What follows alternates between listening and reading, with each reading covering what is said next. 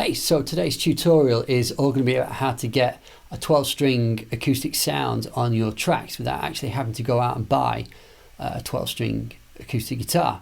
12 strings tend to be a little bit more pricey second-hand than normal acoustics, and they also can be a little bit harder to set up and learn how to exactly play on them, because they're a completely new instrument and there's a little bit of a different way of playing them to get the sound, because you're dealing with twice as many strings and a slightly wider neck.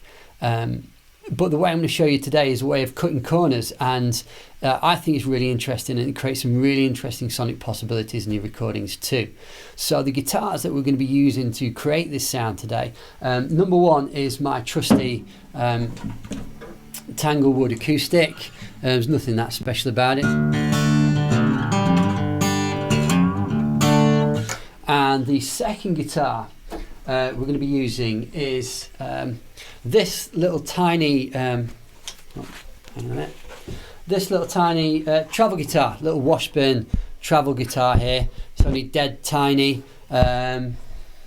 It doesn't plug in at all, and I literally bought it a few years back because of going travelling, and I just wanted a guitar that could just strap to my backpack, take it around places. It wouldn't be too cumbersome in the way, it wasn't too expensive, and more importantly, if you got absolutely trashed somehow or nicked, I'm really not going to be too gutted about a £100 guitar, which, you know, these days actually you can pick them up for 60-70 quid second hand, or, you know, if you're working in dollars, maybe $70-80 second hand.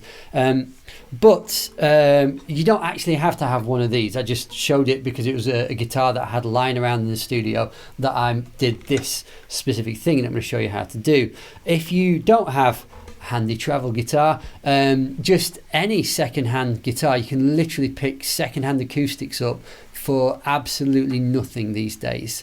And what the idea is, instead of buying a 12-string acoustic guitar, is that you buy an extra cheap guitar, and you take a set of 12-string strings like these.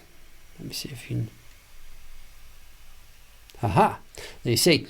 And these are pretty much exactly the same as the normal 6 strings that I put on my Tanglewood. And the idea is that you take this set of 12 strings and you take the bottom set of strings, which would be the normal tuning, and you stick them on your regular guitar, and hey presto, you've got a brand new set of strings on your guitar. Good for you. But the trick is that the top set of strings that you normally would put on the extra strings on a 12 string, you stick these on your other guitar, and what you end up with in the end is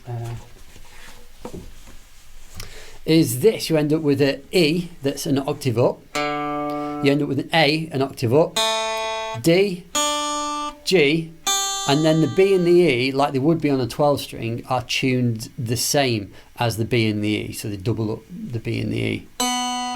So the whole thing. And if I just play just a normal chord. Oh yeah, I forgot a down tune the D, so if any of you got perfect pitch and just listen to me tell you that was an E, and you go, no, it wasn't, it was a D, then you are dead right, it was a D. Well done, top marks to you, 10 points to Gryffindor. And so we've got this little tiny guitar strung up with the top strings on an acoustic guitar on a 12 string, and the idea is that if you record both of them on top of one another on your track, you can actually recreate that 12 string sound really cheaply without having to spend any extra money on a 12-string guitar. And what I mentioned at the start was interesting sonic possibilities. And the thing is that if you're playing a 12-string acoustic guitar, you're strumming along, the strumming pattern is going to be exactly the same, because you are strumming all the strings with the same pick at the same time. The beauty of this is you can actually use the same strumming patterns and play individual lead lines and everything, but because you're playing in 2 different takes, nobody plays it exactly the same two takes in a row. So what you end up with is these tiny little timing errors, or not timing errors, but timing differences between the 2 guitars that creates this even richer sound. And what's more than that is it can actually, when you're finished, pan one guitar one side and pan the other. So it's almost like you've got a 12 string and split the sound up into two different speakers. I think the easiest thing would be if I just played you some and you could see. So here you go.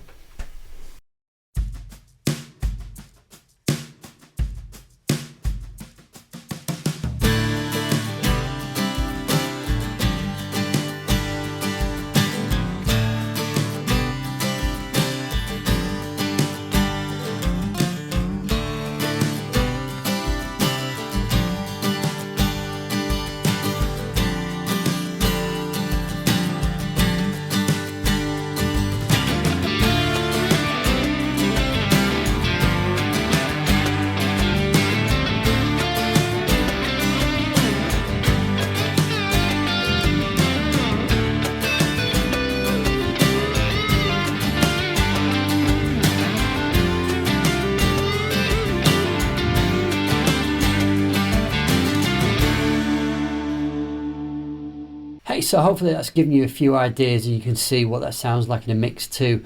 Things that you can do with that is you can pan the bottom half one side and pan the top half the other and actually split up the sound of your 12 string or your fake 12 string. The other thing you can do is you can strum, say, the bottom half, and then you can finger pick the top half, and that also gives you some extra sonic possibilities there. So I'm hopefully giving you some imaginative ideas to go forward, and obviously a cheaper way of getting a 12 string sound on your recordings without having to spend the money buying a 12 string guitar.